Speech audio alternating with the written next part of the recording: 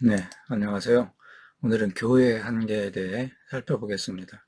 바르트는 신학문답 교회의 조항을 해설하면서 세상 한가운데서 하나님 나라의 완성의 때까지 존립해야 하는 교회가 지닌 몇 가지 중요한 한계들을 말합니다.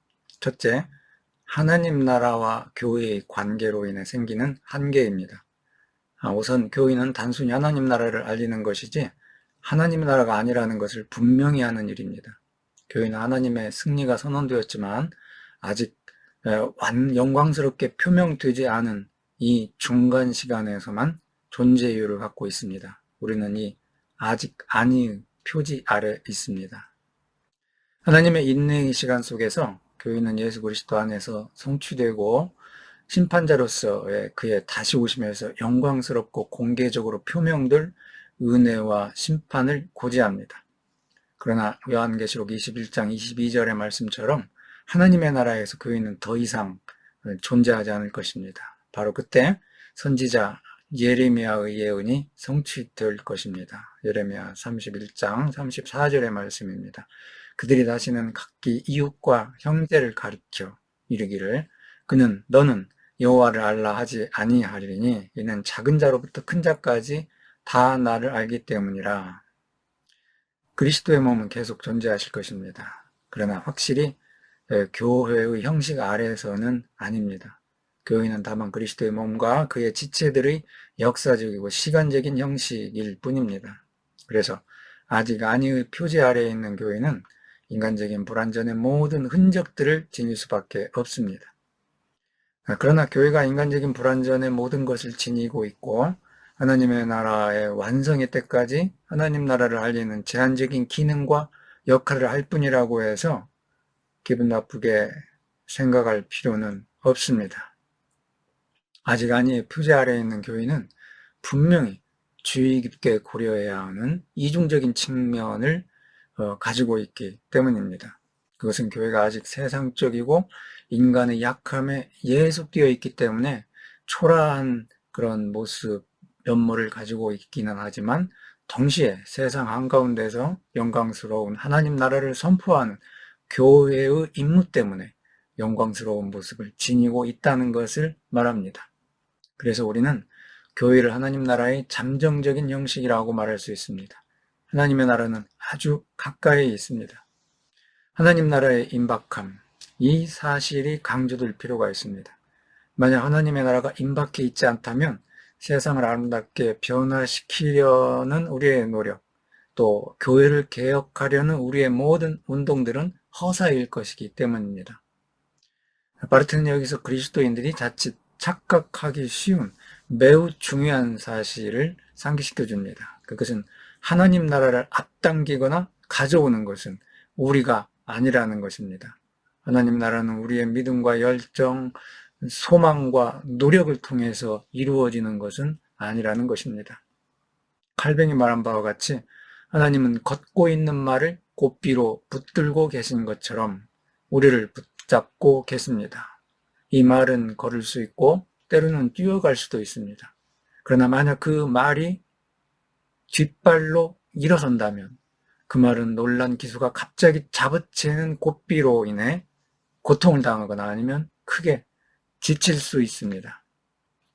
신약성경의 증언에 따르면 하나님 나라의 능력과 장차 이루어질 새 세계의 권능은 예수 그리스도의 인격과 활동 안에서 완전히 드러났습니다. 그래서 예수를 인격 안에 현존하는 하나님 나라라고 표현한 교부 오리게는 핵심을 지적했다고 말할 수 있습니다. 또한 이 사실은 하나님의 나라를 지상에 가져오고 가져올 수 있는 자는 다만 인격 안에 현존하는 하나님의 나라 그 자체이신 예수 그리스도라는 사실을 말해줍니다. 우리는 다만 하나님 나라의 도래와 완성을 위해 마라나타 주 예수여 어서 오시옵소서라고 기도할 수 있을 뿐입니다.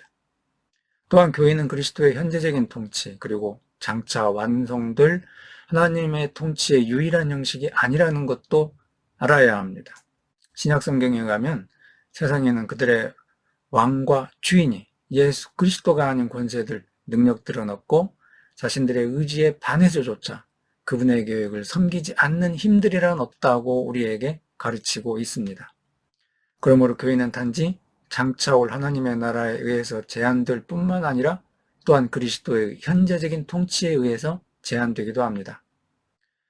바르트는 여기서 거의 20년 뒤에 자신의 교회교약 제4권 화해론에서 활짝 꽃피울 예수 그리스도의 화해신학의 단초를 약간 그 맛을 보여줍니다. 바르트의 화해론이 나오던 1950년대 유럽은 한마디로 급격한 변동의 시대였습니다. 한편으로 그 시기는 유럽의 산업과 경제가 제2차 세계대전의 상흔을 떨치고 일어나는 시기였습니다.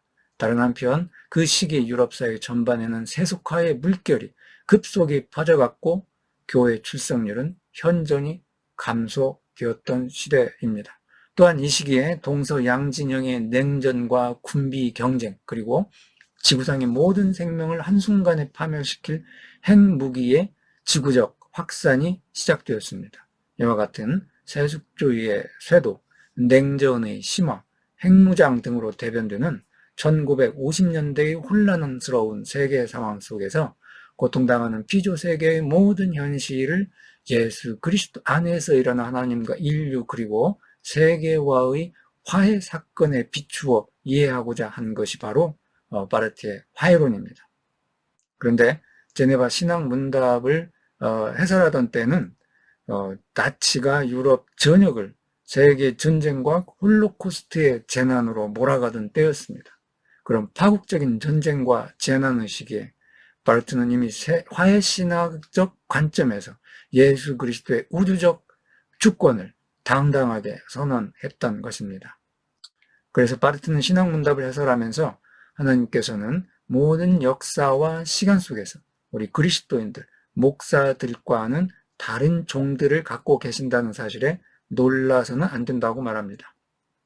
사실 그리스도인들과 목사들은 때때로 마치 그들이 하나님의 유일한 종들인 것처럼 행동합니다. 그러나 성경 말씀에 의하면 그들은 확실히 하나님의 유일한 종들은 아닙니다. 구약 성경은 하늘이 하나님의 영광을 선언한다고 우리에게 말합니다. 이 하나님의 영광은 역사의 과정에서 자연 가운데서 세상 속에서 우리가 그것을 듣지 않고 우리가 그것을 이해하지 못해도 계속적으로 선언되고 있습니다. 또한 예수 그리스도는 하나님은 능히 길가의 돌들로도 아브라함의 자손이 되게 하신다고 하셨습니다. 이것은 하나님께서 세상을 떠나 계시지 않고 세상을 저버리시도 아니하시고 그리스도의 현실적인 통치 가운데서 현존하시기 때문입니다. 자, 두 번째, 국가와 천사들과의 관계로 인해 생기는 제한입니다. 신약성경에 의하면 국가는 교회 곁에 있는 하나님의 권세와 사랑의 표현들 가운데 하나로 제시됩니다. 국가는 하나님의 참된 법령이고 로마서 13장에 의하면 하나님께서 제정하신 것입니다. 그러므로 교회만이 하나님을 섬긴다고 생각하는 것은 잘못입니다.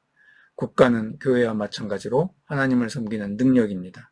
그런데 우리가 국가를 떠올리면 사회 질서와 공동체를 수호하는 긍정적인 측면과 동시에 폭력, 억압, 강제, 전쟁 등 부정적인 것들이 생각나는 것도 사실입니다. 그래서 바르트는 국가를 교회와 나란히 두고서 바라보고 인간적인 약함과 오류에 둘러싸인 교회를 생각해 보라고 말합니다. 그러면 아마도 국가의 잘못들 가운데 어떤 것들에 대해서는 용서할 마음이 생기게 될 거라는 거죠. 바르트는 이렇게 교회만이 홀로 있지 않다는 사실, 하나님께서는 국가를 통해서도 다스린다는 사실이 또 위로가 된다고 말합니다. 물론 바르트는 교회를 진지하게 생각하는 것이 무엇보다 중요하다고 말하고 있습니다. 그러나 강의를 듣는 목사들에게 권하기를 자신들을 목사로서 너무 심각하게 생각할 필요는 없다고 권면합니다. 좀 길지만 바르트의 말을 그대로 인용해 보겠습니다. 여러분은 여러분의 교구에서 타오르는 검을 지닌 하나님의 천사라는 생각을 하지 마십시오. 여러분은 단지 복된 소식을 전파하도록 허락받은 단순한 목사일 뿐입니다. 여러분들 이외에 다른 천사들, 예컨대 사자들이 있다는 것을 확신하시오. 그들은 매우 이상야릇한 천사들일 수 있지만 그러나 그들은 천사들입니다. 여러분 자신에게 이같이 말하기 바랍니다.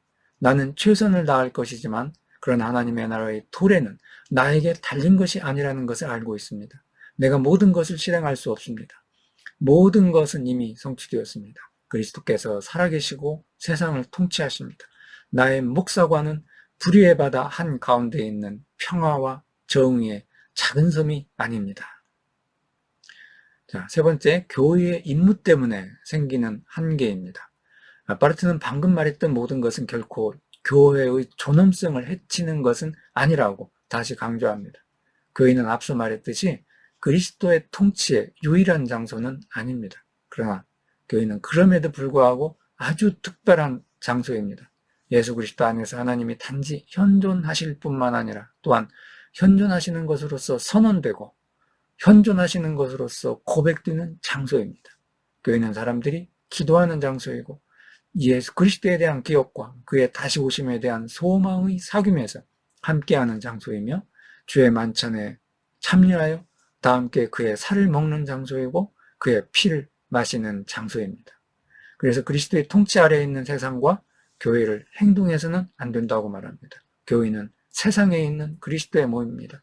교회는 그의 빛을 퍼뜨리고 그의 은혜를 알리고 그의 심판을 선포합니다. 빛을 이미 받았기 때문에 교회는 세상의 빛입니다. 따라서 바르트는 처음 두 가지 점들, 곧 하나님 나라와 교회의 관계에서 교회의 일정한 제한을 말한 것과 교회는 하나님의 통치의 유일한 장소가 아니라는 것에 대한 고찰은 교회를 위한 열정의 이완을 용납하지 않는다고 강조합니다. 교회 안에 있는 우리는 하나님의 부르심을 받은 자들이고 세상에 그것을 전파할 임무가 있는 자들입니다. 우리는 하나님의 이름으로 세상에 하나님의 은혜가 주어졌다는 것을, 또 시간은 짧고 우리에게 아직 허락된 시간은 회개를 목적으로 하는 하나님의 인내 때문에 주어진 것이라는 것을 세상에 말해야 합니다.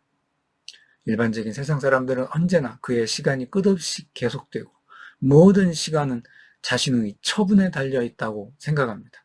그러나 그리스도인은 이 시간은 짧고 그것은 사실상 이미 끝났으며 주사위는 던져졌고 그리고 오로지 그 사실을 인정하기 위한 시간만이 남아있다는 것을 알고 선포합니다. 세상에 맞서 있는 교회의 단 하나의 우월성은 교회가 이러한 세상의 참된 상황을 알고 있다는 것입니다. 그리스도인들은 세상 사람들이 알지 못하는 것을 알고 있는 사람들입니다. 그러나 여기서 바르트는 매우 놀라운 사실을 말하고 있습니다. 이것은 앞서 언급한 대로 예수 그리스도의 화해의 사역에 비추어 보아야만 이해될 수 있는 언급입니다. 바르트는 교회 밖에 있는 자들 가운데서도 그리스도인들과 거의 마찬가지로 이 모든 사실을 알고 있는 사람들을 자주 만날 수 있다는 것에 대해 너무 놀랄 필요는 없다고 말합니다.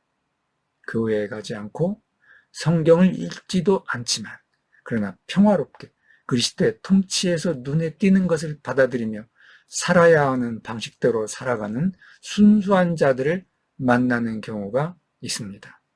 이것은 무엇을 말하는 것일까요? 단순히 생각하면 믿지 않는 자들이나 다른 종교를 믿는 자들 가운데서 하늘을 공경하고 이웃을 사랑하며 살아가려고 애쓰는 자들을 말하는 것이 아닐까요? 단지 그들은 그리스도의 통치를 분명하게 알지 못하거나 또는 그것을 의식적으로 그리고 명료하게 증거하지 못할 뿐입니다.